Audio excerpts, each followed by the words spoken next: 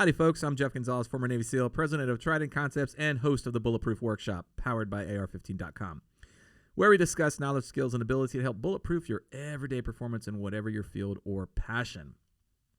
Welcome to podcast 017. My next guest is a fellow teammate, fellow SEAL from the East Coast.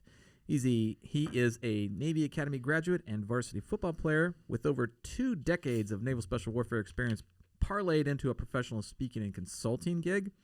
He's the co-author of Joint Force Leadership, a combined approach towards time-tested leadership skills. He's also the founder of the SEAL Legacy Foundation, a nonprofit organization that provides direct aid to the families of the fallen and wounded SEALs. He's an author, ring knocker, cake eater, entrepreneur, leader, and good friend. Please welcome to the show, Mark McGinnis. Mark, how's it going? I'm great, Speedy. Oh my God, that was really good. Taking shots right away. There's no point in not. No, I mean, it's not. I mean, what fun would that be? Let's go. Oh, if that's how we open, it's just gonna go downhill from here. We got no place to go but up then. Folks, this show is sponsored by 1776 Insurance. We're talking about comprehensive firearms collection coverage. That also includes your accessories as well as knives. If you've got questions or you want to learn more, please visit 1776insurance.com. So how are things going, man? How's it been? Yeah, great. Busy, but really good. Awesome. Yeah, really good. I like to start off the shows by just a brief little history, or not history per se, but where do you hail from? Where did you grow up? Yeah. Small town outside of Charlotte, North Carolina, a little place called Monroe. I've actually driven through there. Have you really? I believe so. If you blinked, you missed it. But yeah, grew up there, born and raised, and then when I left to go to the Naval Academy prep school, year there, and then 4 years at the academy, and I've never been back. Wow. I mean, just to visit. My mom, my little brother, my sister, their families, they're still all there in the same houses. No kidding. It's funny. My mom, we call it the compound. She has systematically over the years bought every house on the block. You're kidding. No. Wow. And she rents a lot of them out, but the big house, we call it the big house, the one we grew up in, she has it closed down most of the time and opens it up if family comes back or the holidays. And she lives in the little house next door. My brother's in a house right across the street. My sister's in a house right next door. So it's the compound. Nice. Yeah, so. It's actually kind of a great theory. That's a great little way to ensure family connectivity and all that other stuff. That's pretty nice. Yeah, she's big in that. So you grew up small town USA. Yep. And kind of obviously choosing the path that you chose, and that was a very complex path too, because just trying to get into the Naval Academy is an obstacle in and of itself, and then getting to BUD/S and then getting through BUD/S. A lot of challenges. What in your childhood kind of, I guess, set the tone for where, what in your childhood gave you this path that you eventually... I don't know that anything per se in my childhood set me in the direction of being a team guy, but I was into I swam in the summers competitively. I played football, baseball, basketball all throughout high school, recruited athlete to play in college. So I always had this competitive edge to me. Yeah. And I always, I had this insatiable drive to compare myself to whoever was the best. I wanted to see them, I wanted to find them, and I wanted to go beat them. Right? Yeah. And that's the teams. Yeah, right? For sure. I don't care how good you are. There's somebody better. Right? Yep. And so my senior year of high school, Top Gun came out. Oh. Yeah. And I'm thinking, whoa, fly jets, good-looking girls. Get the girls. Motorcycle, right? And so you and about a million other people. And the Naval Academy was recruiting me pretty hard and heavy. And so I was like, you know what? Yeah, I want to go fly jets. But my second class and junior, senior years at the academy, my company officer was Matt Hickey, Lieutenant Matt Hickey at the time, who went on to become Captain Matt Hickey. And he was a SEAL rep at the academy and just a stud. Yeah. Jeff, he was... when a team guy walks around on the yard at the academy, it's like a demigod walking around, right? I'm sure. The ocean parts. And so he was on me from day one. He's like, hey, look, I know you want to fly, but I really think you should consider Special Warfare. And I was like, Jets. Jets. And he just kept hammering the rock for 2 years. No 2 kidding. years he did. 2 years. And I'll never forget it. I'm sitting in my room on 2 for 7 night, or not 2 for 7, but service selection night. And that's where they call you down from number 1 in the class to the anchor person, right? Yes. The last person.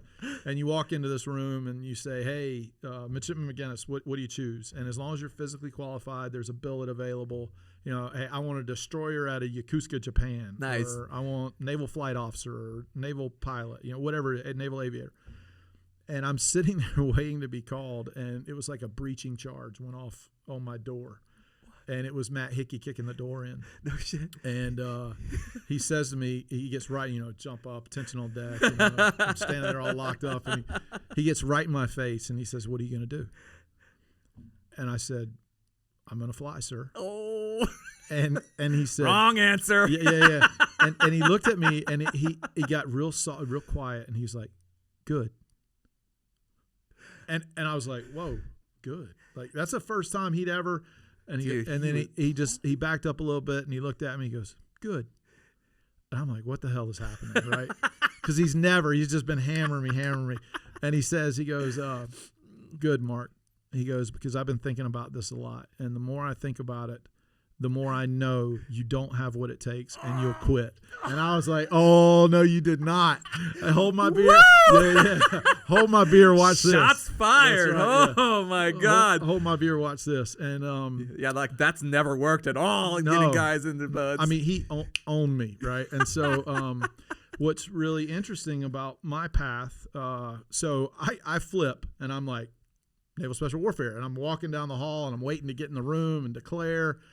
And I look up, they have these TVs, these computer monitors that list all the different warfare specialties and like the billets that are available and all this.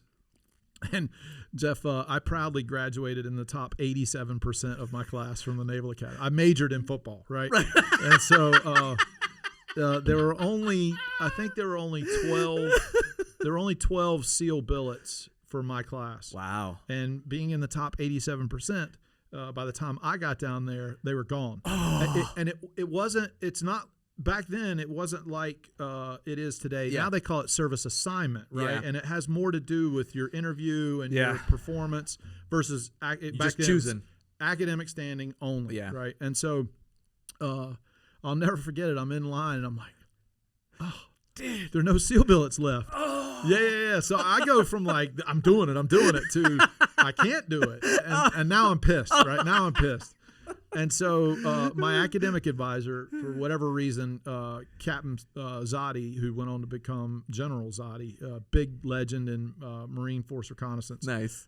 Precursor to MARSOC. Nice. And so he goes, what are you going to do? I was like, well, I got all fired up. You know, I was going to fly. And then Lieutenant Hickey just totally scrambled my brain. And now I come down here, I want to be a team guy, and I can't. And I'm pissed. Right? And so he goes, don't worry about it. He goes, service select the Marine Corps, go down to TBS, infantry, assess into force reconnaissance. Just like it, you'll have a blast. Nice. Like, okay. So my choice on what I was going to do with the rest of my life changed 3 times in about 20 minutes, right? As I'm walking into the room, this is typical. I got no plan whatsoever. And so just the wind blows, you know, what am I going to do? And oh God. I go in and I service select Marine Corps, and I go down to the basic school, and I finished 25 out of 300. Oh. But I actually concentrated on what it was I was doing. But in the Marine Corps at the basic school, they do this really the quality spread, they call it. They divide the class into thirds, so we had top, middle, bottom. Yep. 100, 100, 100. Yep. They take the billets, and Headquarters Marine Corps will say we got 30 infantry billets for Bravo Company this year, but we want 5 out of the top third, 15 out of the bottom third, and 10 out of the and 10 out of the middle. So they play with it, right? Yeah. And my class, they had 30 infantry billets, but the way you pick number 1 in the top third, number 1 in the middle, number 1 in the bottom, number 2, number 2, number 2. So I finished 25th overall, but picked 75th overall. I see. Yeah. And all the infantry billets were gone. Holy shit. So the Marine Corps, exactly. I'm like, it's just changed again. So is hilarious. the Marine Corps makes me an aircraft maintenance officer, Okay. right? And I'm like, Well, that's close to jets, Mark. yeah, close to jet. I can fix them, I can maintain them, but I can't fly them. So not only can I not be a SEAL, I can't fly. So I'm thinking, right, like my life is shit, and I'm gonna. This is gonna suck for the next 5 years. But I went through aircraft maintenance officers course in Pensacola, then got assigned to Marine Aircraft Group 29 in New River, North Carolina, and I was the group quality assurance officer. And I was there for about 6 months, and I had an incredibly supportive command. And I finally went to the CO, and I was like, hey, sir, I don't want to give up on this. I really want to go to BUD/S. Mm-hmm. And it was kind of rolling the dice because the Marine Corps, like, if you don't want to be a Marine, but you're a Marine, they're like, well, why would we help you? Why would, exactly. Why are you going to leave? Yep. But they embraced it. And I went, oh my God, dude. It was the hardest thing I've ever done. Huh. The detailer wouldn't even talk to me because I'm a Marine, and I'd be taking a billet from a Navy guy, right? Oh. So it was a big deal. Yeah. And so I'll never forget it. I had the wing commander, 2 stars. I had Admiral Lynch, a 2-star, who was a soup at the academy while I was there. I had a bunch of other flags, 1 stars, riding my package, endorsing it. Holy cow. But the detailer wouldn't even talk to me. So Captain Jim Preer was the commandant of midshipmen at the academy while I was there. Big football backer, in the locker room all the time. Nice. You ever need anything, let me know. He goes on to be Sync Pack. Oh. Yeah. Okay. And when a 4-star gets involved, Yeah. There's a little bit of it's done. Yeah. It's like things just happen. Yeah. And I'll never forget it. I called him. His Air Force aide answered the phone and said, "Who are you?" He goes, "I know who you are. I played against you at Air Force." No shit. Yeah. And so the next thing I know, Admiral Preer gets on the phone and he goes, "Mark, what do you need?" And I was like, "Hey, sir, this is going to be," and Big I told ask. him, yeah, and he goes, "The detailer's my buddy." So he calls PERS 251, another admiral, and says, "Hey, create a billet for this guy, inter-service transfer him, and get him out to BUD/S."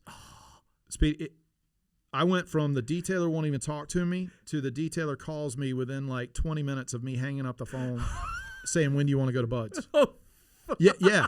It was the craziest thing. Woo! What a whirlwind. But what it speaks to really, and I tell people this all the time, is if you're single-minded of purpose in the relentless pursuit of a goal, Exactly. right, you can accomplish Without a doubt. anything Yeah. in life. Yeah. I'm one of 4. It's happened 4 times.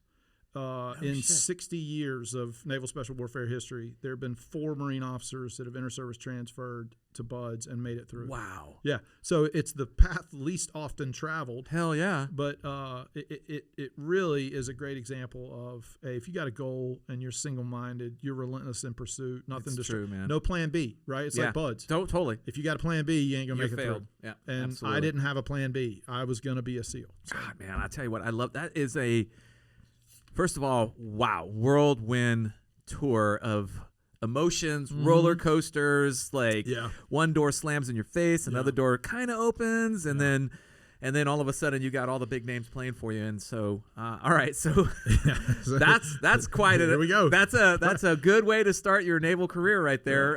Kind of all over the place. then I get to BUD/S and I'm like, what the hell did I just do to myself? So it's why like, did I ask for this? Yeah, you're like, okay, I'm here. Okay. Yeah, exactly. Yeah. Exactly. You're not really thinking about it. You're just trying to think about getting there. And I talked to so many people. It was interesting too when I rotated back as an instructor to see it from that side of the fence, and see, like a lot of like you were talking about, like if you have a plan B, there's a very good chance that plan B is your plan A. That's exactly that's what it boils down to. You really didn't want to be there in the first place. You're opening the door. You've already set the conditions in your brain that I have an out. Yeah. And you know what it is? It's the guys that lose focus and that desire for, or the need for instant comfort. Yes. Or get me out of this hard situation. Yes. Overrides everything. So true, man. And they have a plan B. The door's cracked, right? And they just shoot right for it. They're gone. Yeah. I saw as an instructor, you assess each student as they come through, and you're trying to do like my job as an instructor was more as a gatekeeper, like That's right. preventing, Yeah. like just trying to ensure the quality makes it to the teams. And I can remember like sizing up the students, and I'd start at first phase. I'd go and work a hell week here and there, and then I would see the students in third phase and kind of track them through everything. And like I would have like, I felt like I was like about 70% accurate with my kind of assessments. Yeah. But the ones that just floored me were the ones that I thought were going to be like no problems. Like they were just, I mean, obviously Bud's not easy, but they weren't going to be a problem child. No. And like there was 3 of them, I can recall 3 of them that just one day they just decided they didn't want it anymore. Shocking. And it totally shocked me. And I asked them, I was like, what happened? And they started to go on about, one of them actually made it all the way to the last week, and his comment was, I just wanted to make sure I could do it. Oh, yeah. That's yeah. The other 2 were like, and you could start to see the excuses coming out, and I'm like, I don't want to hear excuses. Just like what happened, what went wrong. Just give me the truth. Exactly. And most of the time, every one of them, the 2 at least that I talked to, the same response came out of their mouth, almost verbatim, which is, I'm paraphrasing, but basically, this wasn't for me. Yeah. And I thought it was, and it wasn't until I recognized that it wasn't for me. And part of the reason why it wasn't for them is because they were comparing that to something else. Yeah. They had like A and B. Yeah. And so they were like, you know what? B looks a lot nicer. Mm-hmm. B looks a lot more comfortable. B is calling to me. Yeah. I'm going B. Yeah. And to be honest, that's the guy we don't want. It's true. But like all this stuff that's going on right now about buds being too hard and cruel and all this, I'm like, I want it to be cruel because your point earlier was well made about you considered yourself the gatekeeper, quality control. Well, that's because today I'm a bud student and you're my third phase instructor, which you were, by the way. And I still, there's a funny story. I was just telling somebody on the drive up here about it. And we'll get to it in a minute. Great. Awesome. You were my third phase instructor when I went through buds. But tomorrow, when I graduate and get assigned to a team, we may be in the same platoon operating together. Yeah, absolutely. So I want it to be cruel. Yeah. I want it to be hard.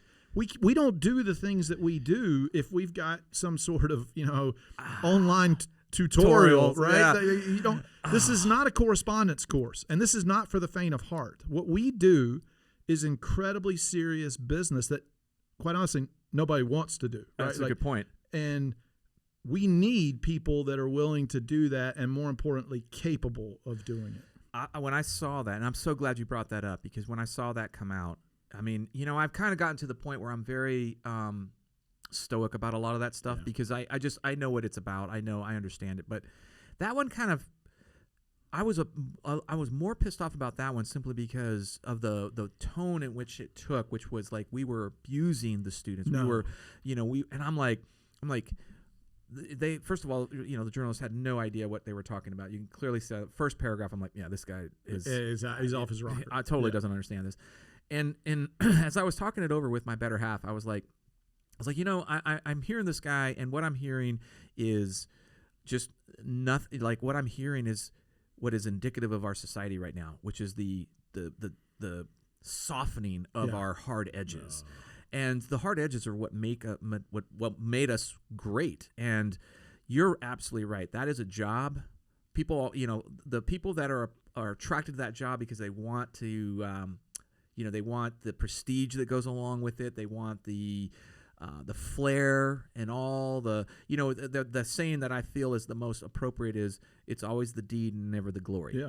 And when people come in there looking for the glory, they're the wrong people most of the time. Right. And so what I found was that a lot of times, it had to be hard. It has to be hard because war is terrible. I mean, we've both seen it. It's not pretty. And we know that for us to be effective on the battlefield, we have to have been put through virtually war in peacetime. Yeah. And war is not pretty. 100%. And so to hear that, just like, this is one of the reasons why we see so many things wrong in our society is because like that is the type of, and it got so much attention. Yeah. And it also got good attention. I know that Jocko kind of spoke out against it, which I thought was... His article was great. His response was really well done. And I'm thinking of the same thing. I'm like, hey, if this instructor was guilty of abuse than I was on multiple times. 100%. Multiple times. And what people don't understand is it just gets worse in the teams. Yeah. Right? Like everybody thinks buds is so hard and all that, but buds is nothing compared to what you go through in the regular SEAL teams. My God. And the thing that really irked me about that article is it made it sound like there's no rhyme or reason. It's just these instructors are masochistic. Yes. They're running around doing whatever they want with no control. That is so far from the truth. So far. If they only knew. Everything that we do and we teach, whether it be BUDS, SQT, or the SEAL teams, has a purpose. Without a doubt. And those purposes are written in blood. Man. Sweat and tears, right? And so we're trying to teach lessons that will prevent loss of lives doing the hardest job in the world. And I will say this. The hard part that I think the general public, like, first, I think that the general public has a right to know. I just don't think they should know. No. Because that's the type of outcome that we can expect. That's right. Somebody's going to get their panties in a wad. Yeah. Somebody's going to get upset. Somebody's going to make a bitch about it. And we know what happens. As soon as it reaches a certain level, bang. Exactly. Rolls the down. politics gets involved. And at that point, we just see the negative effects of what happens. It never fails. Never fails. I'll tell you, people, they ask me all the time, were you afraid? Were you scared? Like, no, I wasn't, because the preparation that we put in is unlike anything. So when you got to the real thing, everything slows down. It just seemed normal. Yes. But where I was petrified was as a leader, as a team leader. Would I make a call? Would I make a decision? Would I not turn over every stone and turn all the unknowns into knowns that I could, all the assumptions, limitations, constraints, all that stuff? Would I not do a good enough job? Would I make a decision, a bad call, whatever it was, that caused one of my men to be killed or gravely wounded, right? And that was the most paralyzing fear I've ever felt in my life. So that's why I swore, like, I'm guilty of being cruel. Because when we trained, oh my God. It was harsh. It was harsh. I think the way that you said it, though, is the point that people miss. That, like, we do everything in our power to ensure that we bring everybody back home. That's the number one, like, everything that we do in training is to ensure that we survive and bring everybody home. That's right. But there's just, again, so many unknowns that are outside of our control. And the fact that you have that level of concern about that tells me that the type of decisions that you made were in the best interest of everybody around you. Yeah. You know what I'm saying? It's not like because people can make light of that type of position and how easy it is to be in there. And I would tell you right now, I wouldn't want to be in your position. No. Because you're right. You have the weight of the world. Leadership, I tell everybody that my clients that I work with, leadership is lonely if it's done right. Fuck yeah. And it is weighty, right? Big time, it man. will wear you out. It will man. wear you out because you talk about the leadership pyramid, and just think about being in a company. Mm-hmm. You come in the base of the pyramid. That's your frontline people. Yep. Sales guy, whatever. And as you move vertically, right, at stovepipes, and as you move vertically in that pyramid, the decisions that you're going to make get harder and harder and harder. 100%, man. And then if you look back down, conversely, they affect more and more people. So you better have your shit tight, right? I'm telling you. And man, I'm so glad to hear you say stuff like that because, leadership is probably, in my opinion, one of the most misunderstood concepts by those that don't lead. Yeah. When you lead, those are the things that you recognize. It's lonely. Yep. It's weighty. You're always, there's always this. Did I do everything I could? Yeah. Did I leave? Was every stone turned over, like you said? So, all right. So you made it to BUDS. How was BUDS? Oh, it sucked. Oh, God. Yeah, I tell everybody this. That when people ask me what was BUDS like, I was like, okay, I want you to imagine this. I want you to wake up every day about 3:30 in the morning. I want you to get all your kit together, drive into the base, right? And you're going to walk over, and there's a big rock. You're going to sit on it, right? And you're going to pull your balls out. And you're going to take a ball-peen hammer, and you're just gonna wail on your balls all day long on this rock. And then when the day's over, when the whistle bells, when the whistle blows, right, you go home. Yeah. You know tomorrow you're coming back and you do do it the all same over thing, again. Right? So that's Bud. That's my description of Buds. I love hearing that. That is hilarious. Like, and I always like to kind of talk to other teammates and find out like what their experience was. You know, there's everybody has their own story, if you will, their own experience of sorts, and you know, like what was easy for me was hard for you. What was hard for you was easy for me, kind of thing. Like, you know, like anything that had to do with the academic side. Oh man, exactly. There was some. I was like, there was a couple of times when I was on the fence for dive physics, killed me. Dive physics was almost the end of my naval career. Yeah. So, you know, I always like to talk about like what we're like. Obviously, Buds is a fantastic opportunity to talk about obstacles, to talk about failures, to talk about lessons learned. As you went through as a student, what was the hardest failure that you had to cope with and still maintain focus on the goal? Monday night of Hell Week. Yeah. That's such a pinpointed. At dinner. Oh, I'm going to tell you exactly what happened, because I will never in my life forget this moment. Wow. And it was, the failure was I lost sight of the long-term goal. Ooh. Right? It's Monday night. You're mentally you're still there. Yeah. Right? Because, of course. You know, you're only one night of sleep. It's Monday. Yeah. And you don't know the schedule, but you know the Lions Lope. Yeah, right? Like all the evolutions that are coming. Steel Pier, you know, you know what's coming. Yeah. And it's the hardest night in a lot of ways. Okay. And I'm a class leader. Oh, nice. And so I'm sitting at dinner, and Chris Volk, another Naval Academy grad, is sitting beside me. Joe Bazzelli, Tristan Rizzi, you know, we're all sitting at this table and we're eating.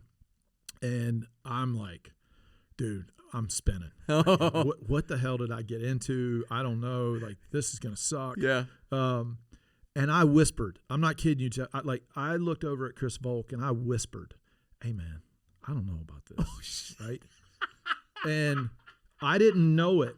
But do you remember Leif Cairns? Oh, yeah. Okay, so Leif is standing behind me, and Leif was the chief of first phase, right? And I'll never forget it. This hand grabs me by the back of my greens, right? Yeah. The collar, picks me up out of the chair, walks me over, drops me, punches me in the shoulder, spins me around. Now I'm facing him. Oh. Then he grabs me by my collar and picks me one arm, picks me up. Oh yeah. My feet are off the floor. Love right? it. Oh God, yeah. And Chief Cairns looks me in the eyes and he says, "Hey, sir, get your ass outside on your boats. Get your class mustered up. Oh shit. Don't you ever embarrass me, and don't you ever quit." Oh wow. So. Why an instructor, especially during Hell Week, right? Because at this point we're still we want to weed, right? That's the whole point. That's the whole point. It's a Hell filter, Week, right? And why? This was the most valuable lesson I ever learned. And I guarantee you, if you ask most of the people, like my class had 244, only 10 graduated, right? And yeah, but yours was the last hard class. That's exactly right. Yeah, Winter Hell Week, I had full benefit, dude. And so, in my moment, right, in that fight or flight, plan A, plan B moment, there was somebody there that saw something in me that I couldn't see at that time. Yeah. And in my opinion, that's true leadership. That's understanding something better. Like, I couldn't see it. Right. I was blind. Yeah. He could, and he was willing to do something about it. I love hearing that. I had a similar experience when I was a student. We had, you get into your boat cruise pre-Hell Week and you do your packs, right? You know, the blood pack. And there was one guy in my boat crew and we all made these packs, right? And this was, a long time ago. And I can't remember if it was like Wednesday. It might have been Wednesday, but we were out on the surf, and this was back when we still did naked surf torture. Oh yeah. And the pack was, nobody in this boat crew will let one of the other boat crew members quit. If somebody sees something happening, we'll stop it. We'll stop it. Yeah. Because we know at that moment it was a mistake. Yeah. Because we all sat here and made a pact. Yeah. So it's a mistake. We're gonna fight for you. Yeah. And the moment happened to Scott, and I remember he just got up and started walking to the berm. The instructors are on the other side of the berm, and we're singing, so everybody is still singing, but Scott gets up and starts walking to the berm, and I'm like, Scott, I'm yelling at him, Scott. Pack. Yeah. He just kept walking, and I got up and I ran, and he didn't want to come back. I was like trying to grab him and drag him back, didn't want to, so I finally ended up tackling him. And that's about the time the instructors came over the berm. So here are two naked guys wrestling at the base of the berm. The class is singing the surf zone. And, of course, they know what's going on. They know what happened. Of course they do. They separate us. They start there. It's kind of like their little individual torture routines. And luckily, Scott, like at that point, he kind of like snapped out of it. Yeah. And we got back into the water, and it's like a good defining moment for him, because that was the thing. That was the same thing he said. He's like, you know what? I don't know why I did that. I just got up, I started walking, and nothing you said was going to change that. Yeah. So what I call it, when I talk about leadership, there are 3 pillars, right, that I think, and they're based off of shoot, move, and communicate. Love it. Right? Bring it. But the first one is focus. And when I say focus, it's an external focus versus an internal focus. It's being technically and tactically proficient at your job, being good at the fundamentals, right? And then it's a focus on mission success or your goals, right? And I tell people this all the time. SEALs care more about their relationships than they do their status. You'll never see a most valuable SEAL. But what you will see, and what is the biggest thing that I think was the most rewarding experience, was being a part of that brotherhood. Yeah, I mean, without a doubt. Without a doubt, greatest privilege. Hard to explain to other people. That's right. And so the lesson that I learned during Buds was, when you're at your worst, or especially during Hell Week, when you're at your worst, when you think you can't take another step, you're done, the reality is you can. And if you stop looking internally for those answers at your lowest point, and you start looking around at your teammates, you realize that Speedy's hurting more than I am, and he's got a big challenge he's facing. So if I can just focus on him, helping him get around, through, or over that obstacle, 100%. Guess what happens to me? I forget about how cold, wet, and tired I am, and before we know it, we're both taking that next step, and we're both finding the resolve to continue to move. So true. And I think the world, think about how much power, how much more wonderful a world we could have. How much more powerful could it be if we all stopped, and before we did anything, we thought about somebody else before we thought about ourselves. I think, like when I joined the Navy, I didn't necessarily have an intrinsic, other than I wanted to prove to myself that I could, like you said, who is the best? I want to be the best. That was how I chose the Navy in this case. And it wasn't until probably after after Buds, my first platoon, that I all of a sudden realized that this was bigger than me. And it was the man on my left, the man on my right. And from that point forward, it drove me in a way that I can't put into words. Nobody. Because you just never... If you haven't lived it, you can't explain it. It's true. It's hard. And the only thing I can tell people is that you never wanted to be the weak link. Nope. You always wanted to be the one that was there to help. And you also, and the nice thing about it is, like you were saying, I could have a really shitty time on the O course. Maybe, I'm screwing up in the shoot house, whatever. But I know that my teammates are there to cover me. They're there to fill the gaps. They're there to kind of like take my slack and carry me for it. And I always felt that when I was there. I always felt that like I could have a bad day and know that my bad day is still going to equate to a win. That's right. And because of the team effort that we put into it. There's this when you go through plebe summer, there's all this professional knowledge you have to learn, and you have this book, that everybody gets a book. It's called your pro book. Okay. And I mean, it's got everything, everything you're supposed to know and learn. History of the Navy, all this stuff. But one of the things you have to learn are the laws of the Navy. Interesting. Yeah. And I can still, like a lot of them, but the one that resonated the most for me, and was one that I hearkened back to all throughout Buds, all throughout the SEAL teams, was on the strength of one link in the cable dependeth the might of the chain. who knows when thou mayest be tested, so live that thou bearest the strain. Right? So that is perfect. Yeah. That is like exactly, that defines. Yep. That it defines it so perfectly. And these were written like in John Paul Jones's day. Yes, I love that. Think about how it's transcended It's just history. that is amazing to think about, the fact that it is still relevant today as it was when it was first spoken so many years ago. That is 100%. That is pretty fucking badass. First of all, I'm just 100%. gonna say that. Quick word from our sponsor. We've been working with the folks at 1776 for comprehensive insurance of our firearms collections, and I'm really happy with how things are going so far. And one of my concerns is with the amount of commuting that I do with my firearms collection. What happens should my vehicle be broken into or stolen with my firearms? And there's reason to have this concern because there's 800,000 vehicles stolen per year in America. So it's not, it's a little bit more common than we might think.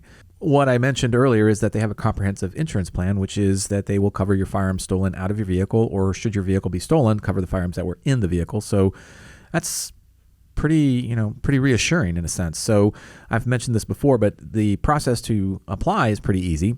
Approval is pretty quick.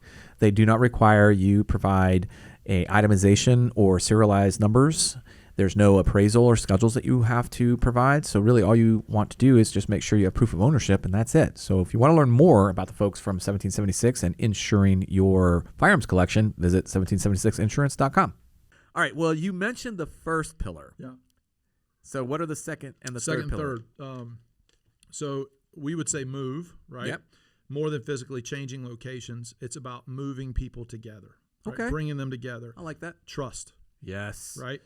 And trust is doing the right things when people aren't watching. So true, man. So, in our world, we take very young junior SEALs and put them in extremely politically sensitive positions with little to no oversight. Yep. Right? And expect them to do the right things. Yep.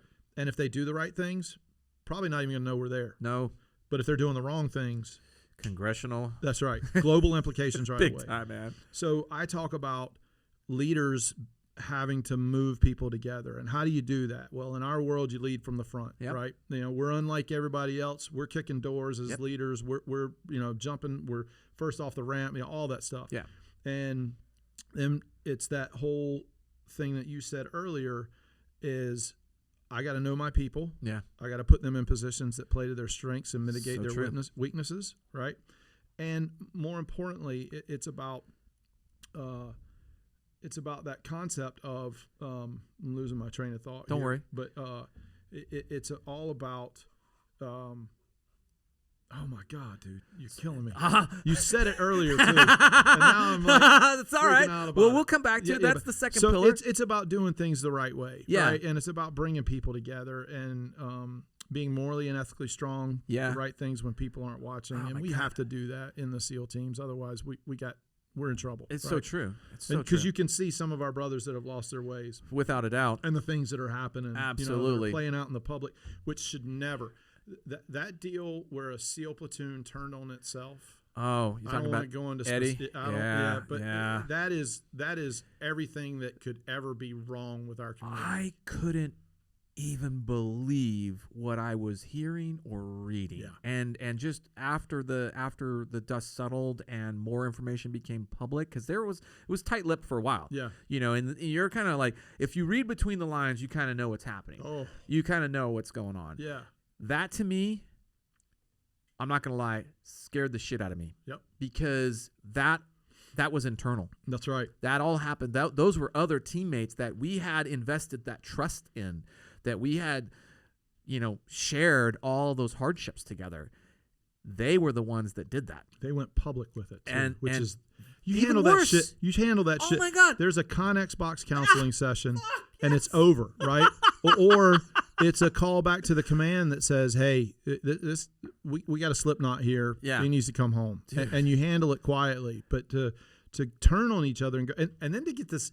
It got so bad the Secretary of the Navy gets fired. Yeah, that's unprecedented. How does... I don't even understand how that happens other than like dereliction of duty in some cases. It's so bad. I mean, everything wrong. Like it should never happen that we would turn on each other like that. And clearly they'd lost the trust. Clearly they had forgotten some of the principles. I feel as though, there and things obviously bad things happen. My only hope is that we take the lessons learned from that incident and we retrograde it into the community. It has to. That's the only way that we can prevent something like that from happening again. Yeah. And that's why I feel like sometimes we, like you said it earlier, like we have to put guys in their strengths and mitigate their weaknesses. Yeah. And I think one of the things that I am most happy about with my naval career was just having it shoved in my face where I was weak. Oh, yeah. All the time. All the time. Blood in the water, man. Yeah. Sharks you are circling. Suck at this. You That's suck right. at that. But the reason for that type of awareness was because it was important to the betterment of the team. That's right. This is an area that you suck at. You need to get better at it. So I coach my clients. First of all, leaders have to know their people, which means they have to spend time with them. They also have to spend time doing their jobs with them so they understand their jobs. So true. And then they can know what they're good at and what they're not. And then I say use the 75-25 rule. Okay. 75% of the time when things are important, timelines are tight, you got to put people in positions that play to their strengths, mitigate the weaknesses. Yeah. 25% of the time where you got more time and you can afford a few oopses, right? Yeah. Let's put them in positions that stretch them. Let's put them in positions that make them uncomfortable and develop those weaknesses. I love because we got, when you look at the performance curve, top third, middle, like the top 10%, middle 80, bottom 10. Yeah. That bottom 10 is churning. Always. People are coming and going, right? And what we're trying to do as leaders, if we want to be significant as not successful, but significant as an organization, like that. We want to move using that 75-25 rule by knowing our people. We want to move more of that bottom 10 into the 80 and more of the 80 into the 10. Oh, man, I love hearing you say that because that's a tenet. The SEAL teams. That's a tenet within the teams. Right. Like the first time I ever had to run in a position of leadership, a live fire IED drill. Oh yeah. I was like, oh shit. Puckered. Yeah, for sure. And I'm like, okay, but that was also in probably one of the best things that happened to me because it showed me that they trusted me enough to put me in that position. That's exactly they saw the potential for me to actually raise myself as a person or as an individual teammate, and they recognized that we're going to be in a situation where I may have to do that. That's right. And they want me to be better trained for it. And That's so right. I love those. Those are the worst types of situations because it's all on the line. You're either going to do well or you're not going to do well. And sometimes not doing well means that bad things happen. Well, that's why, I love the thing that we do about training 2 levels up and 2 levels down.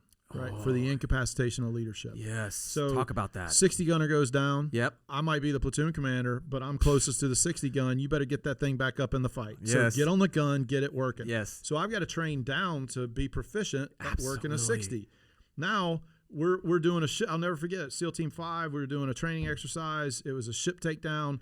It was really cool, man. We did a combat swimmer, like old school. Love painter's it. poles. Nice. 4 teams coming in, hitting this ship. I love it. De-rigging underwater, like the most complicated operation possible. So OG. We pull it off like clockwork, right?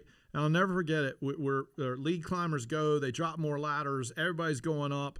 We split into 2 teams. Chief's going to aft steering. I'm going to the bridge. Yeah. As soon as we put foot on the deck, training cell walks up to me and goes, "Sucking chest wound, sir. You're down," right?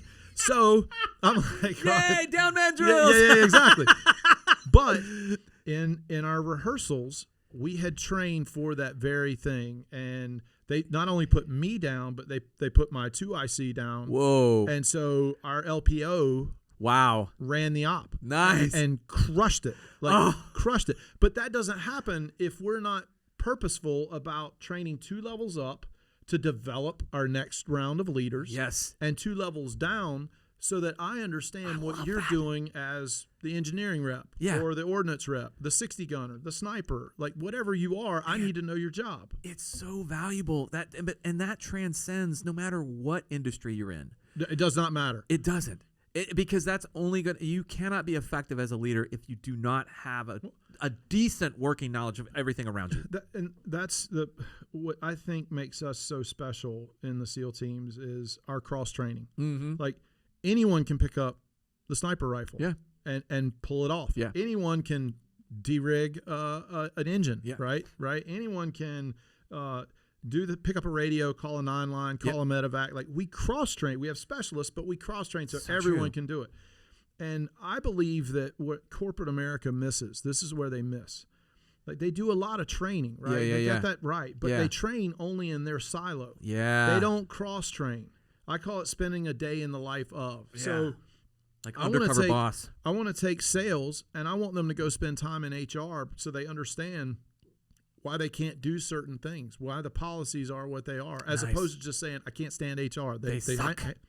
Or I want finance to go spend time in sales to understand what the customers are saying about the pricing they're setting. Like, I want to build a higher performing team through empathy, greater understanding of everybody's job. Now I can do my job in a manner that best supports you and puts you in a position to be more successful, even though we work in different verticals. And I think corporate America really misses on that one. If they spent more time building teams through empathy, better understanding, performance is going to go through the roof. And if you're going to lead it, if you've grown up only in the sales world, remember that pyramid, right? Yep. And you're moving up, but you're only moving up through the sales vertical. Yeah. Eventually, you might be in charge of HR, ops, finance, all these different. How do you lead it if you've never done it? Man, I'll tell you, that was such a valuable lesson was learned for me pretty young, to see senior veteran operators that were down there doing the menialest of tasks. That's right. Like what that made such an impression on me, to see my LPO down there doing the shit. Yep. And even my LT at times that was out there doing stuff and making it work. I mean, that left such an impression on me that I thought that's how everybody did it. Yeah. Honestly. Yeah. I saw the world through that lens. That's right. And only that lens. That's and it took getting into the private sector to realize, it doesn't work that way. Not at all.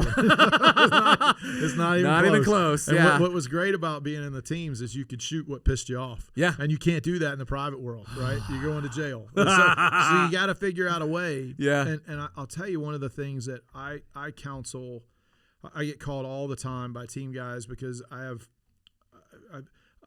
a pretty vast Rolodex, Yeah, and people are calling, hey, I'm getting out. Can you help me find a job? Yeah, sure, okay. And I tell people all the time, it's, you got to put yourself in a position where your first job isn't the most important one. Your first job should be in a position where you get your head on a swivel. And you get some essay, right? Yeah. See a lot of stuff, touch a lot of stuff. Yes. Cross-train. Yes. And now your second job, now you got a little more understanding. Yes. That's the one that's important because you've had time to gather essay. Yeah. Oh, I really like finance, or I really like marketing, or I want to do this, venture capital. Piece of advice. And then you start dialing it in. And that second job is really the one that's more critical. I wish I had that kind of hindsight, or I wish I had that forethought when I left the Navy. I was very focused. Like when I left the Navy, and it would have behooved me to have put more irons out in the fire and just kind of see what's out there, see where I wanted to go. I don't regret it now, but I wish I would have done it because it would have been interesting to see what opportunities might have come my way at that point. So obviously you graduated BUD/S and you make it to the teams. Damn it, I failed. You failed. That's Damn right. it. You had your shot. You had your shot and you blew it. I think we should talk about your single greatest leadership failure, and that was not washing me out of BUD/S. Oh man, I'll tell you. And it's so funny because I went to BUD/S because a teammate was forced to go to BUD/S unaccompanied, and he had some family issues, so his wife and child were having to stay back at the creek. And I thought, man, that's not a good deal. So you took the bullet. I did. I took the orders and I went out to BUD/S. I had to go up to DC to talk to the detailer to make that happen. I had the CO on my side, but I had to, like you, the detailer wasn't even talking to me. Wow. So I had to go up there and sit on his desk and say, dude, make this happen. Make this happen. Think about put yourself what's right for the member. Exactly. Put yourself in this guy's shoes. Yep. And I said, I'm willing to go and do it. I'll do it. I mean, at that point I was like 10 years on the East Coast. So I was like, okay, I'm ready to go to the West Coast. And, I remember when I got there, I still wanted to be on the East Coast. I knew going out to the West Coast could mean that I might not ever go back to the East Coast. And when I got out there, I was kind of like, just, I wasn't unhappy to be there, but, I just was not, it took me a while to really get there. And I had a great mentor, Denny Chalker, Master Chief Chalker. Oh, yeah. Yeah, and he set me right. He gave me kind of like, he's the one that gave me the gatekeeper speech. He's the one that kind of put my mind in the right direction to do these things. And I'll never forget one of the best pieces of advice that he gave me as far as like trying to do my job as an instructor was never forget where you came from the community, but also realize that these kids coming in represent what you were at that time period. And I had to find the balance between all of that, because I can only, as you know, everybody thinks that as an instructor, when you see somebody and you want to get rid of them, that it's just like the snap of a finger, but it's a lot more complicated than that. Yep. And so I would have to be really strategic about where I wanted to invest my time and energy to try to force a student to be kicked out. Basically, it wasn't that easy. So I like that was also like so many times I would get in these arguments. I feel so bad for CB, the BTO. Oh yeah, yeah. Oh man, he and I got into He's such a good dude. He is. I swear to God, and I there were some choice words at times between he and I, because I just didn't feel like this guy belonged. But he had a job to do and I had my job to do, and he just did his job better. Yeah. I wasn't able to get rid of as many as I wanted, but it was interesting because at a certain point, I also stopped worrying about trying to get rid of the guys and start trying to groom the guys that I knew would do good. There you go.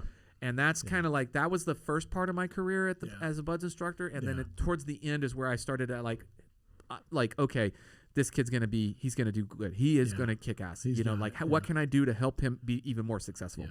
But BUD/S it'll naturally select. That's the other thing too. It really does. You have to embrace very small that percentage, and that's a hard pill to swallow. That you got to trust this. You got to trust the process. You do, and that's a hard pill to swallow for a guy that you're going there and you're just full of piss and vinegar, and you want to So, but you're right. If you trust the process, and there are several levels to this filter system, SQT, even at the teams. I sat in on 3 Trident review boards. I took, I think, 2 of them, 2 birds away from guys. That was I did it once. Yeah. It was so hard. It was. And it was a second timer. Ooh. He'd had it taken once. What? He got reinstated. Wow. And then he lost it again.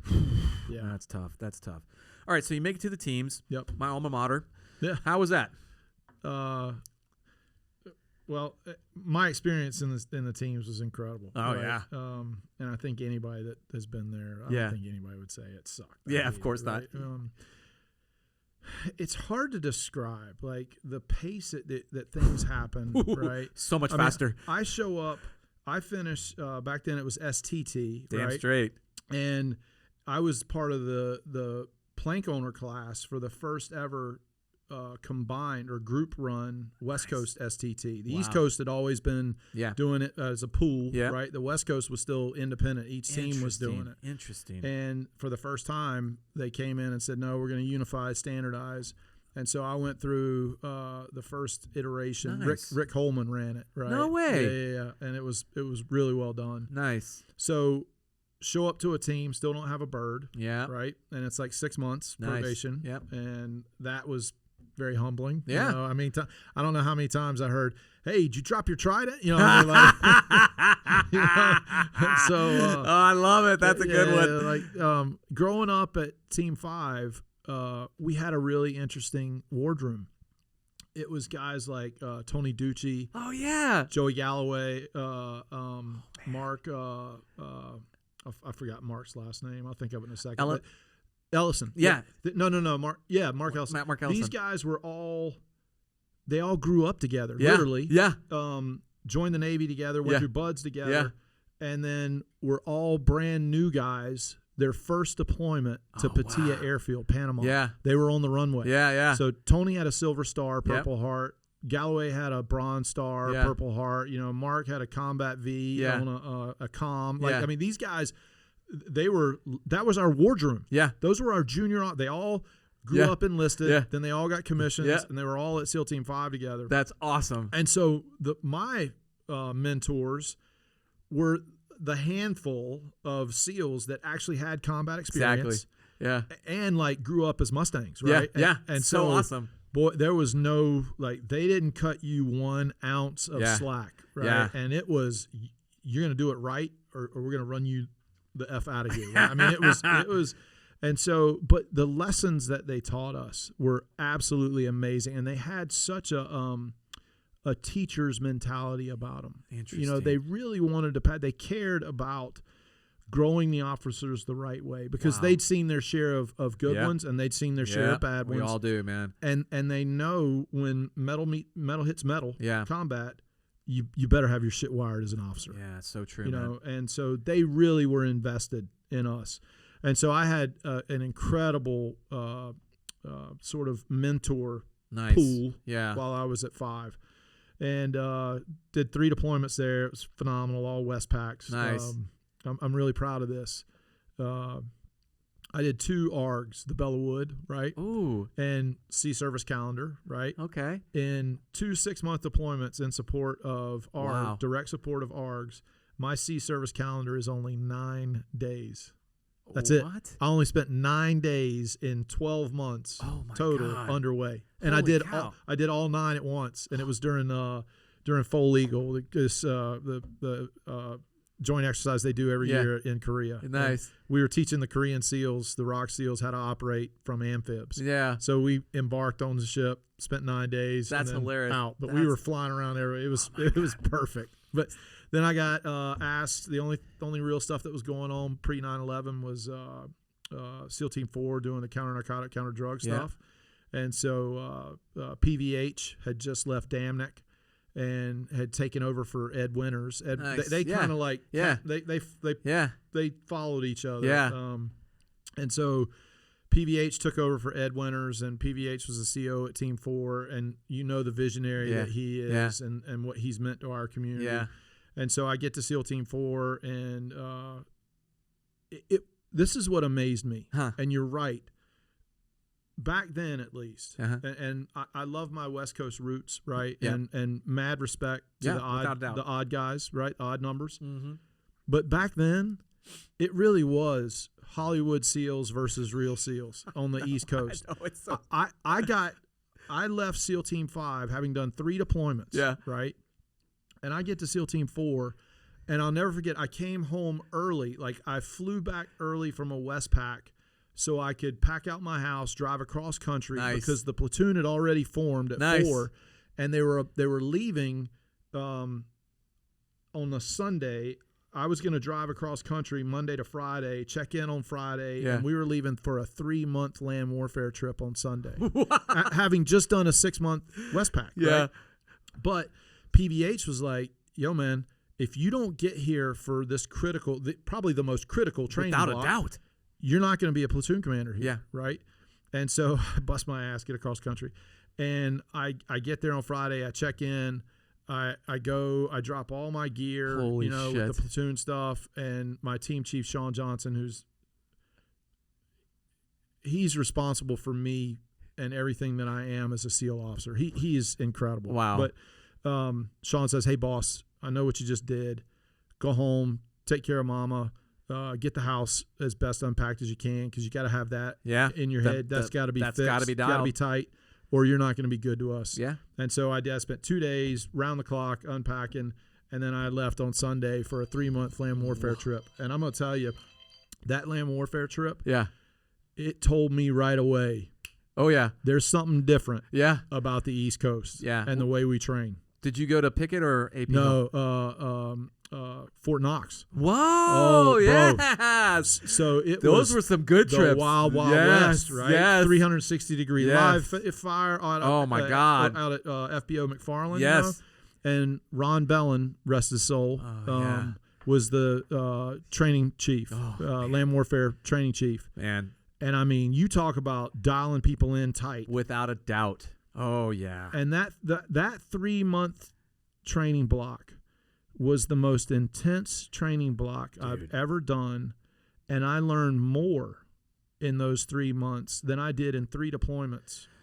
I try to and I don't think it was anything intentional. Yeah. I just think it's the way it was. I think it had a lot to do with the fact that Virginia sucks. Yeah. No offense, Virginians.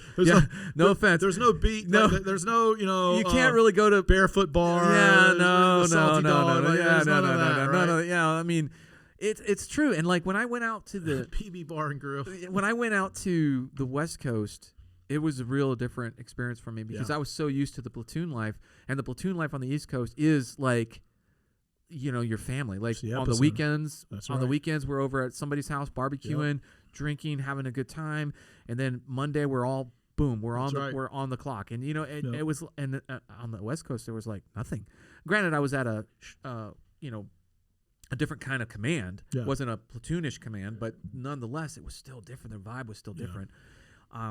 And I do, one of the things that I do wish I had done was I do wish I would have gotten a West Coast deployment in, because I only saw it from a, instructor billet. Yeah. I would have liked to have seen it from a operational billet as well. What I loved, one of the worst and greatest things that ever happened to the SEAL teams was 9/11, right? That's true. Worst because we're deploying guys to combat and we're losing guys, that kind of thing. 100%. Greatest was because finally the light bulbs went on that we needed to standardize how we operate. Yeah. Right? As opposed to each team having their own little hear you. quips and quirks and gear. And, Damneck never was doing what they were supposed to be doing, testing and evaluating and passing that on to the teams. For sure. The gear they had, the tactics they used. Yep. None of that was coming our way. Yeah. Right? And so finally it started to happen. And when each coast started training the same way, having the same SOPs, the gear, the access to the gear, the training, all that, that's when I think things really started to, the process started for us to become the force of choice. I completely agree. I always thought that was a strength, the individuality of the teams, until you are thrust into a war. That's right. And then you realize that one team can't handle it. No. We can't. There's no way. No way. And I was resistant to it until I started to recognize that there's just no possible way that a single SEAL team could manage a long-standing war. No. Even if, and there was also disagreement that, large-scale war is not necessarily we are more special operations. We need to be working. We were masters of low intensity conflict. Exactly, and that was the worst thing that we could have. We pigeonholed ourselves in a sense by not looking at the bigger picture. And listen, low intensity conflict, everybody can die in that one just as much as everybody can die in war. Mm-hmm. But the reality is that war provided us with a petri dish of opportunity to exploit our skills and learn. Yeah, and the other thing that 9/11 forced us to do, and this is what I really coach to with my clients. Everybody has that shiny red ball syndrome, right? Okay. Like that. Oh, that's sexy. I want to do that. Yeah. And so I think prior to 9/11, we advertised 9 mission capabilities, right? That was our spectrum. Yep. Here are our capabilities. 9 of them. Yep. The reality was we were jacks of all trades, masters of none. Right? Like you might touch land warfare in the first 3 months of a 2-year training block and not see it again until you go do it for FTX. Real, right? Yeah, exactly. And so I love that leadership finally figured that out.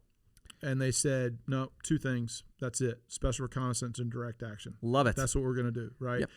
And when we narrowed our focus and we picked 2 things that we wanted to dominate and be world-class at, that's when we made the reputation that we made. I agree. And one of the things that I was hopeful for was that legacy, those 9 original mission profiles, that we would maintain the knowledge base, the knowledge core for those so that should the future change, and it will, we could bounce back into that just as quickly as we bounced into the 2 mission profiles. Yeah. All right, so long tenure in the special operations community. Yeah. Did it end on the East Coast for you? Or did it go back to the West? East Coast. Nice, Yeah. nice. Yeah. So about what time period? Once I left the West Coast, I never went back. Yeah. That was yeah, I can remember too, getting out there, getting settled, and thinking to myself, yeah, I'm probably not going to be going back to the East Coast. Disappointed as it was, that was the reality that I saw. Yeah. All right, so about what time was it that you finally 2017. Oh, wow. Yeah. Holy cow. That is still I mean, you still got fucking sand in your boots. Sand's falling out of my shit left and right. Yeah. So how did the private sector take getting, or how did it treat you? Awful. Quite honestly. And I think it was I was 90% to blame. Like I said, I used to be able to shoot what pissed me off, and now I couldn't do that. Yes. I had no idea what I wanted to do. Yeah. Right? I was lost. Here are the two things. Like, we go from leading this externally driven life full of purpose. Everything that we do, you could see the purpose behind it, right? Yes. And it had impact, purposeful life. Yes. And it was externally driven. And now all of a sudden, it's gone like that. You better figure out how to be internally driven, and you better find your purpose, or you're going to be lost. And I was I was a soup sandwich. Yeah. I was a mess. Yeah. And mentally, physically, emotionally broken, dark place. Yeah. Really bad times. Sleeping on the floor of a buddy's house in Annapolis, Maryland. Literally on the floor for about a year in Annapolis, Maryland. And a buddy of mine who played football at Navy and was one of the grad assistant football coaches at the Naval Academy Prep School. He coached me. Nice. Was the VP of sales for a medical device company. And he heard that I'd gotten out, and he called me and he goes, "Hey, what are you doing?" And I said, "I'm sleeping on the floor at a buddy's house." And he goes, "Hey, come work for me. You know, we'll help you get your feet under you, and we'll figure it out." Yeah. Right. And so I did. I went to work for him in medical device sales.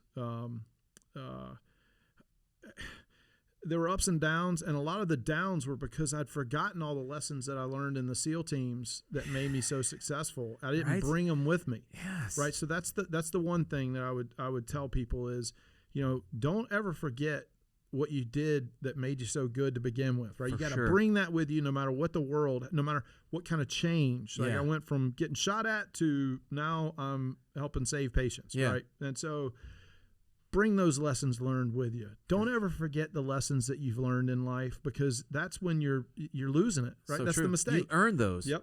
You and earned so those. Went to work for him, ran a team of about 50, and it was great, made a lot of money, all that, but I didn't have a purpose. Mm-hmm. And I just like, what am I doing here? Yeah. Right? Like, I can keep making money like this, but it's not, I'm not doing anything for anybody. Right. I couldn't see the link. And so I met a basketball coach who was the head coach at the Naval Academy, young guy, really charismatic, magnetic personality, and we hit it off right away. His name's Billy Lang. And Billy and I got to be buddies, and we started like, hey, let's grab a coffee. Let's have breakfast, have lunch. And we started like talking about sharing some of our challenges and some of our successes. Yes. And the challenge that he was facing, he had just become like the all-time leading winningest coach at Navy. Wow. Right? As a young guy. Oof. He'd won the National Skip Prosser Award, which is one of the National Coach of the Year awards. Wow. And he had everybody and their brother was trying to get him, and he didn't know how to handle that. Right? And so we spent a lot of time talking about that. I was challenged. I was just struggling with life. Yeah. Right. Keeping the lights on. Oh. And so he was helping me with that. And my former wife, mother of my two children, had moved to Austin, where she grew up, and I knew I needed to be in my children's lives. Nice. And so I was like, okay, let's go. Yeah. And I picked up and moved to Austin. And he called me and he said, hey, I've got a choice. I can take my team to East Lansing and play Michigan State, or I can come to Austin and play UT. And I'm going to come to UT and play Austin and play UT, and you're going to speak to my team. And I was like, about what? No. And he says, oh, yes, you are. He goes, Mark, you're a fucking SEAL for 24 years. Yeah.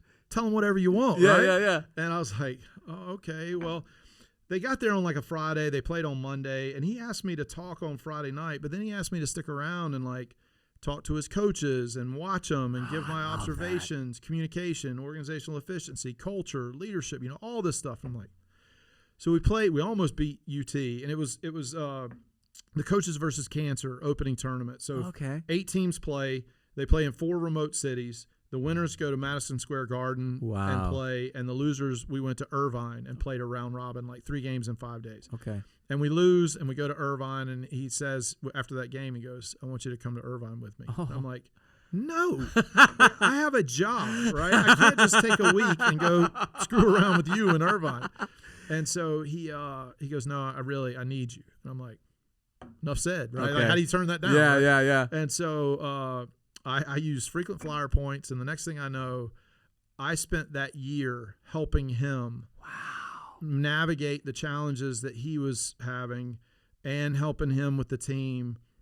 And at the end of the year, he was a Jay Wright guy from Villanova, and Coach Wright was all over him about coming back to Nova and helping him. Nice. And so I helped him make the decision to leave Navy, go back to Nova as an assistant. Wow. And then as a thank you, the Final Four was in Houston, and he goes, I want to take you to the Final Four.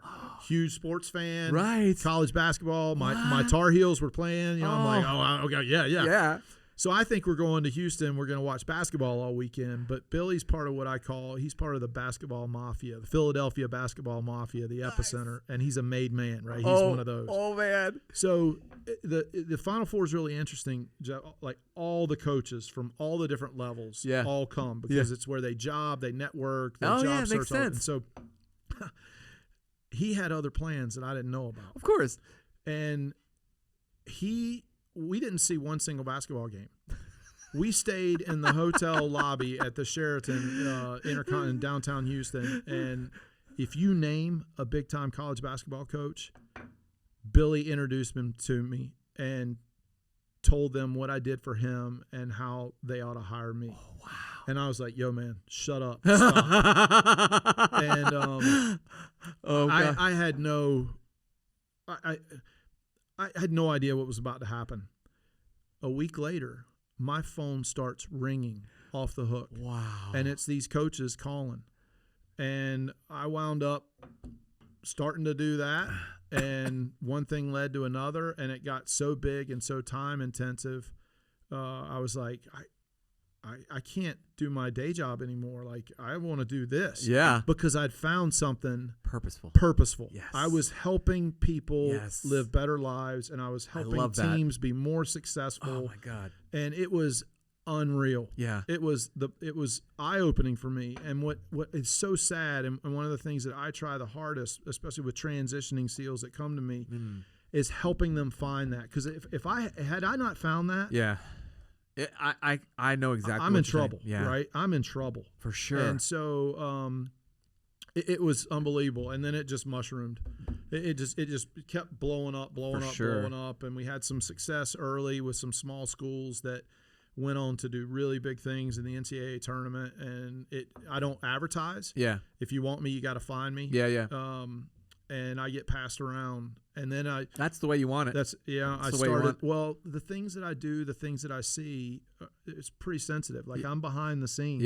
It's all access, and I'm getting calls round the clock. And I've helped coaches fire. I've helped them hire. I've helped them dismiss players. Like, deal with some really touchy stuff, sensitive issues. Yeah, and you can't. If I'm out there with a website and I'm asking for endorsements, that's not going to work. That's not going to work. So. And then when we started the foundation, it really was kind of the capstone. Interesting. For me to be able to help as many people as we've helped. But it also is very synergistic because I'll meet people through the foundation that are and you're talking about the SEAL Legacy Foundation, nice. Right? I'll meet people through the foundation that are extremely successful business people who find out about my job. Yeah. And they want to hire me. Yeah. And then I'll meet people in my business that find out about my foundation and they want to get involved. So it's this nice back and forth, right? Yeah. And it's been It's been incredible. It really has. And I've been so blessed and so fortunate for some of the things that have fallen into place for me, that it's been really good. I will say this, like we reconnected fortuitously on a flight. I remember that. Mm-hmm. We were on the same flight, and then I think that was towards the end of the year, and you hold the gala, I believe, Dallas in the spring. Every year. November. Oh, it's November. Okay. It's usually on Veterans Day. Oh, that's right. That's what it is. I couldn't remember what it was. I thought it was either Memorial Day or Veterans Day. Yeah. And so I went up to one of the galas. I actually been up to several of the galas. Yeah. And it was like the first time going to an event that benefited the community. Yeah. You know, and I wasn't sure what to expect. And it was amazing, first of all, because I mean, it meant something to me to know that our teammates have all options available to them, because we know, and for those that don't know, even though the Navy tries to do their best, they fall short many times, and especially when it comes to the families. Yeah. The families really are the ones that suffer. The members are taken care of to a point, but the families really suffer. And your foundation, like when I got to really get to know what you did and talk to some of the folks that were recipients of the work that you had put into that, it was empowering. First of all, I was extremely proud of you for all of that, because that's not something that's easy to do. Yeah. And the fact that you are, again, continuing to serve the community makes it even better. Yeah. I had like reservations about these types of charities at first, because I had this idea that, well, the Navy should take care of it. That's right. The Navy should be doing this, and the Navy should. But that was also naive of me to think that. That's right. And so I'm so thrilled to see you as successful in that, because I mean that's a lot of work. It's not just the gala, but the foundation in general. It's grown. I mean, this is our 12th year. Holy cow! Yeah, Jesus, exactly. That's and awesome. It's I tell everybody it's the greatest job I've ever had that I don't want, because like you, I don't want there to be the need. Yes. But as long as there is, the brotherhood will be there, right? And so it wasn't hard to get going. Unbelievable. We went from Extortion 1-7, August the 6th, 2011, goes down. And we went from that event, single most loss of lives in the entire Afghan conflict, but single most loss of lives in one combat incident for us. And we went from that to idea to C3 approval, 501c3 approval, to hosting a gala in Dallas in 5 weeks. Wow. And we raised $500,000. That's amazing. It was crazy, right? That is amazing. And we were like, whoa. Flash forward, in our 12th year, we own 15 events around the country that we host. Boston, D.C., Tampa, Dallas, Phoenix. We're all over the place. And there's probably another 24 third party where you want to support us. You host an event locally. Right. We'll send people that attend, and then you write us a check. So we probably do close to 30 events a year. Wow. We've That's raised a lot. That's a lot. It is constant. And I'm coming off of 18 straight weeks on the road with traveling, and a lot of that is my personal business sandwiched in between foundation business. That's right. And so, we've raised over $20 million, and get this. I'm going to throw some numbers at you. Good, please. We've raised over $20 million, and we've given out over $19 million. Holy shit. Ernst & Young does our tax returns, and they'll certify it. 94 cents of every dollar given goes exactly where we say it's going to go. I love hearing that. GuideStar, which is the world's largest independent arbitrator of benevolence, they evaluate 1.8 million benevolence every year. Yeah. And like the other ones, you actually pay them to have them come in and evaluate you and give you a rating. Yeah. GuideStar, you don't know they're looking at you. Yeah. And their top award for fiscal transparency is their Platinum Seal, and we've gotten it 6 years in a row. Holy shit! Yeah, so we're doing the right things. If you give of your treasure to us, I can no bones, no doubt, I can prove to you that money is going to not only change, but it's going to save a life, potentially save a life. So true, man. And we do. We're really good. We have an educational piece. where we do scholarships for SEAL kids and widows. Love that. We've given out over $3 million in scholarships since that program started.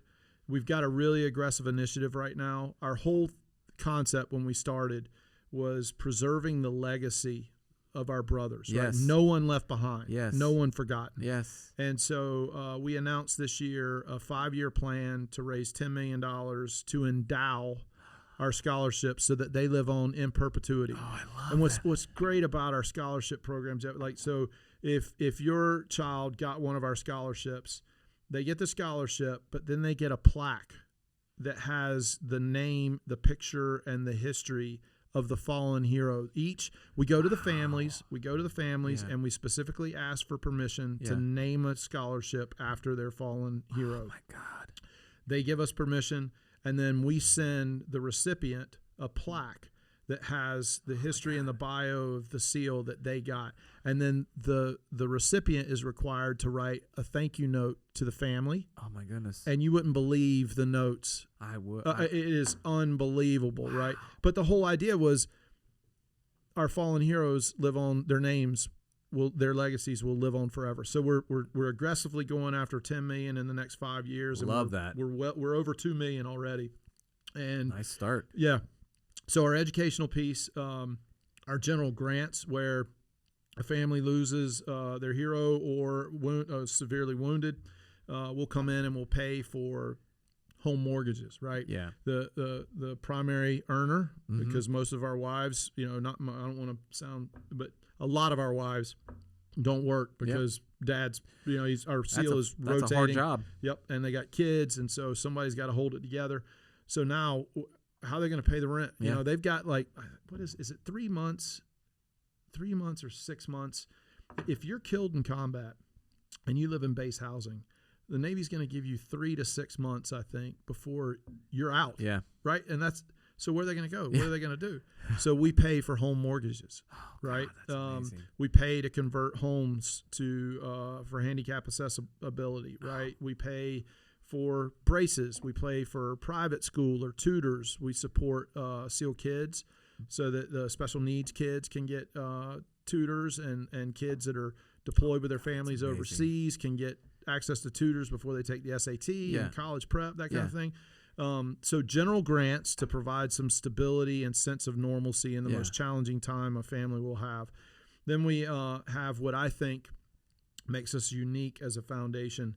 Most foundations are transactional. You have a need, here's a check, here's a program, here's a service, I'm out. Okay. Next person has a need, same thing.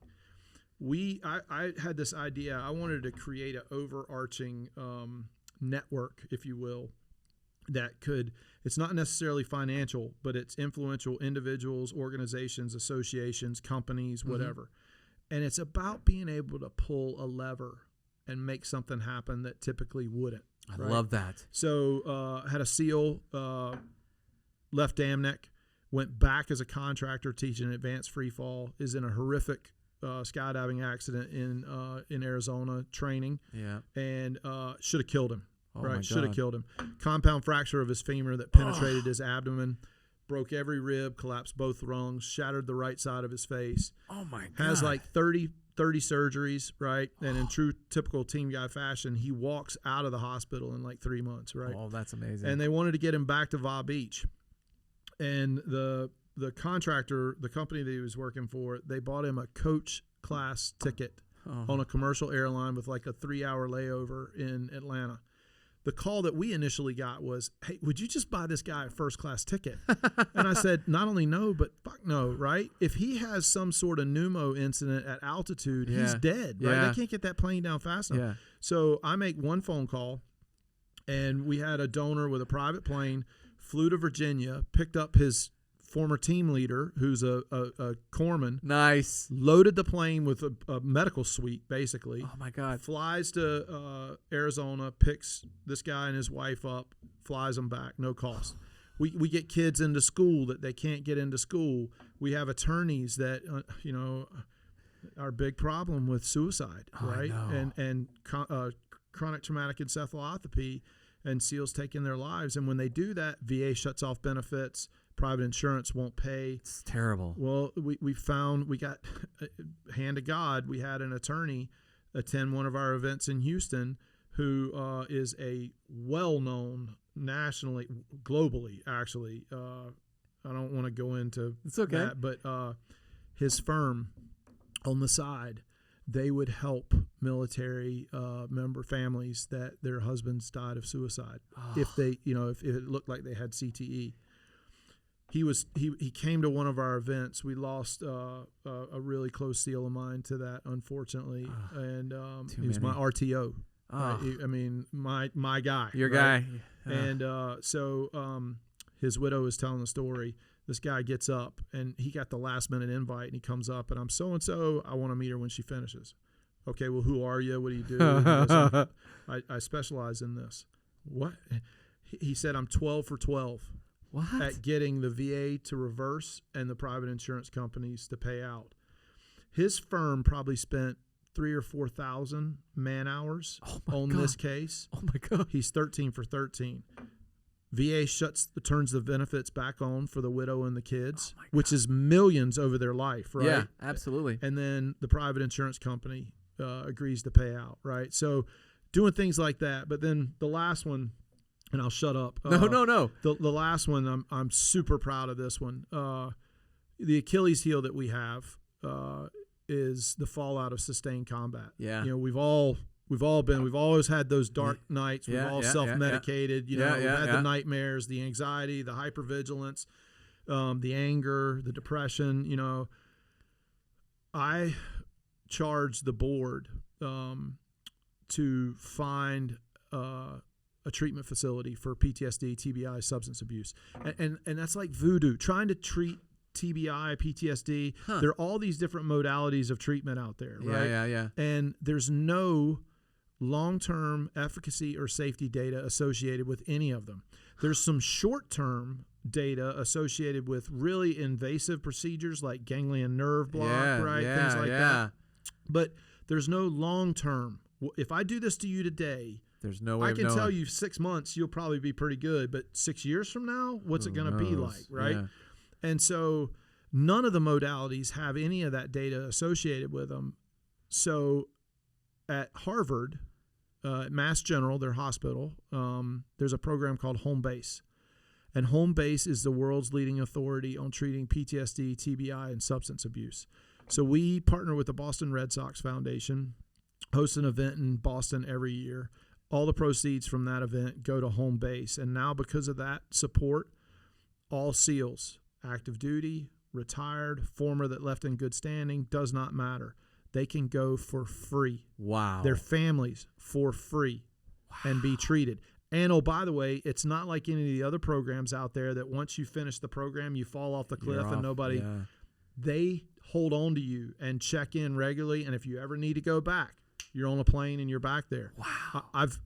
I've been through. Wow. And I'm going to tell you, it changed. I went from I'm really not seeing me sticking around much longer to thriving, right? Yeah, without a doubt. And so we've had about 50 SEALs go through. We just had a cohort of 20 that 14 had self-identified as having suicidal ideations.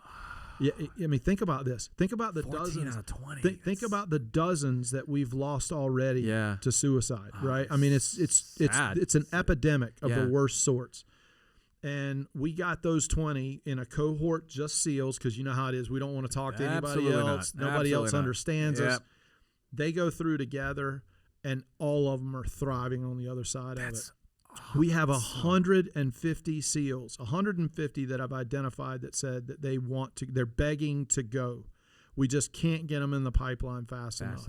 Yeah. So those are the 4 areas that we focus on. I love it, man. It's not only life-changing, but at times it's life-saving. Yeah, that's without exactly a doubt. Right. Without a doubt. And it's been epic. It's the outpouring of support, the depths of the roots of patriotism everywhere we go. I love hearing this, man. Amazes me. It really does. I am so thrilled to hear this. The success is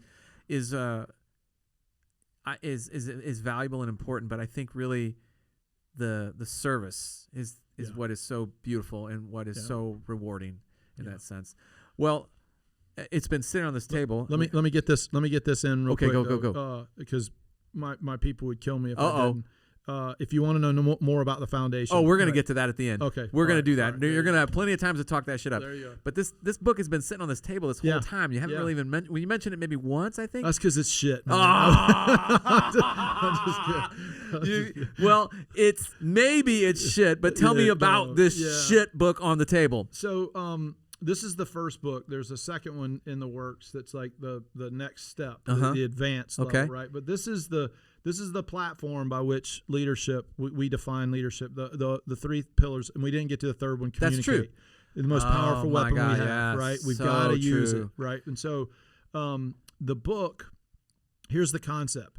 How does the military, I wrote it with retired Brigadier General in the Air Force, Jim Demarest, Boots, call sign Boots, F-15 driver. Nice. USAFA, Air Force Academy grad. That's the one bad thing about him is he's an Air Force Academy grad. Cornell Law School, big brain. Nice. Right? Very successful, just retired this past year. How does the military put together high-performing teams that might not even see each other, that might not train with each other, right? Yeah. I may train with a unit that's like you, right? Yeah. Another F-15 squadron or another Hilo squadron, but the actual asset that I get when I show up in country to do this for real, I may have never met. Yep. So it'd be like there's going to be a football game this afternoon. Yeah. 22 players show up at a stadium who've never met, never practiced, don't know each other. Yeah. They're going to play in a game that afternoon. Yep. And it's the Super Bowl. Oh, yeah. And every night we go out in the military, it's this fucking Super Bowl. It's so true. So how does the military do that? And it's those three foundational pillars of leadership: focus, trust, and communication. And what's really cool about the book is the way it reads. We tee up each of the principles. We ham and egg it. I tell a SEAL story. He tells a Air Force fighter jock, story.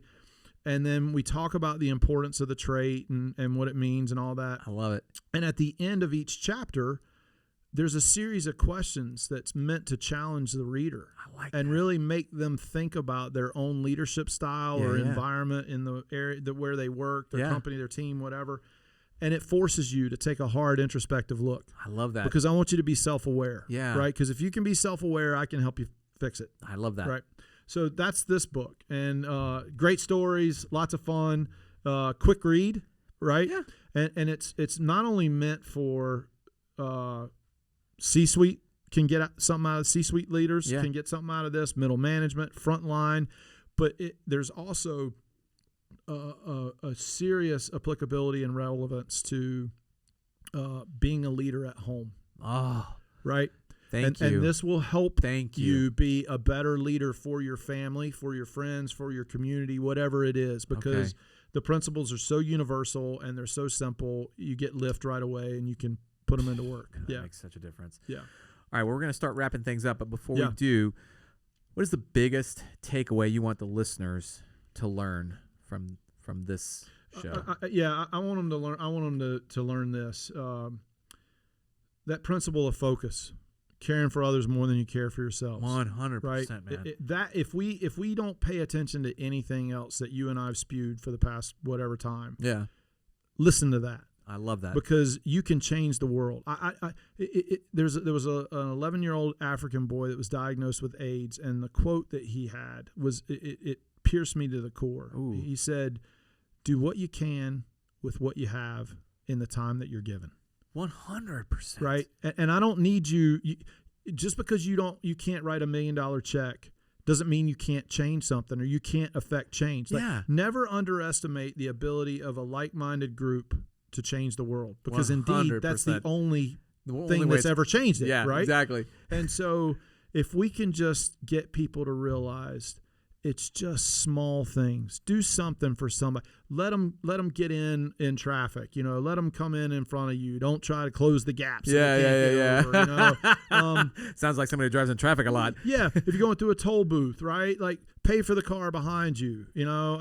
Just little things. Makes such a difference. It makes such a difference. So that's the thing I want people to take away the most from this. And I thank you for giving me the platform. Dude, it was my honor. If care for somebody else before you care for yourself. I love Make the world better. All right, so that's first of all a fantastic way to end this.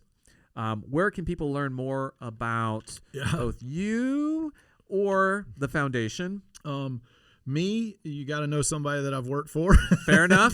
Fair enough. No, I'll throw an email address out, right? Okay. It's sealleadership@gmail.com. Easy day. 2 L's, all lowercase, one word, sealleadership@gmail.com. You can find me if you need me to help. Okay, good.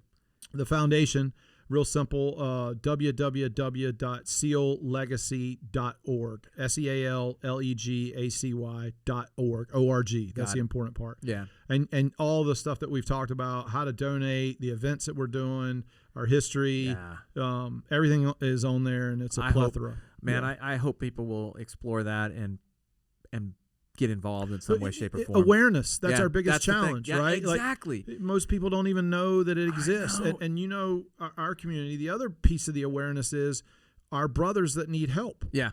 They won't raise their come hand. Up. Yeah, it's a hard nut to crack, no doubt about it. Yeah. My hope is that the more people know this, the easier it is for people to get help. Yeah, Bottom line. Absolutely. All right, folks. Well, that's a wrap. I want to thank you, Mark, for coming on the show. It's been a great. It's been awesome. First of all, anything I can do to support the foundation is something that it's important to me, and anything I can do to support the community. Yep. I want to thank everybody for tuning in. I want to thank our sponsors. I want to thank the men and women holding the line. If you want to check out more of our podcast, you can do so by visiting bulletproofworkshop.com. You'll learn more about me and training opportunities by visiting tridentconcepts.com. Until then, I'm Jeff Gonzales. You're listening to the Bulletproof Workshop podcast. Stay safe or be dangerous. Long live the brotherhood. That's it, brother. Right on.